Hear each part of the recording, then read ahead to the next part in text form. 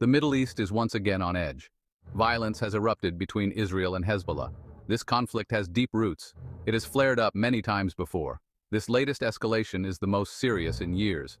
Both sides are heavily armed. They seem determined to fight. This raises fears of a wider regional war. The fighting began with clashes along the border. Hezbollah launched rockets into Israel. Israel responded with airstrikes on Lebanon. The situation quickly spiraled out of control. There have been casualties on both sides. Civilians are among the dead. The international community is deeply concerned. World leaders are calling for restraint. They urge both sides to step back from the brink. But so far, their pleas have been ignored. The fighting continues to intensify. The region holds its breath, bracing for what may come next. Hezbollah is a Shia Islamist political party and militant group based in Lebanon. It is considered a terrorist organization by many countries, including the United States and Israel. Hezbollah is heavily armed and trained. It has a long history of fighting Israel.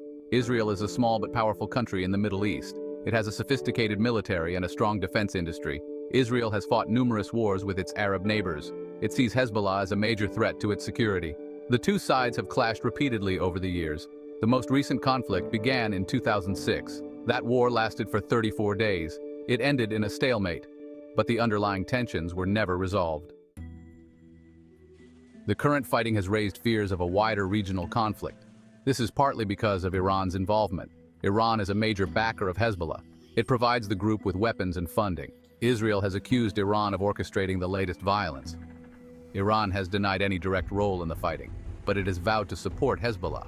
This has led to speculation that Iran might be drawn into the conflict. If that were to happen, it could quickly escalate into a regional war. The possibility of a wider war is a nightmare scenario for the region. It would be devastating for all involved. Millions of lives would be at risk. The global economy would be severely impacted. The international community is watching the situation in the Middle East with growing alarm. The United Nations has called for an immediate ceasefire. The UN Security Council has held emergency meetings to discuss the crisis. World leaders have condemned the violence. They have urged both sides to show restraint. But so far, their efforts have had little impact. The fighting continues unabated. The international community is divided on how to resolve the conflict.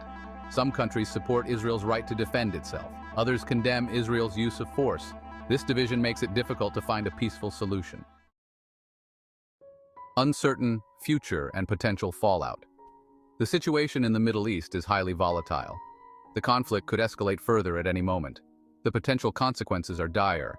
A prolonged conflict would be disastrous for the region. It would lead to widespread death and destruction. It would also exacerbate existing tensions between Israel and its neighbors. The conflict also has the potential to spill over into other parts of the world. Iran has threatened to target American interests if it is attacked. This could lead to a wider confrontation between the United States and Iran. A call for peace.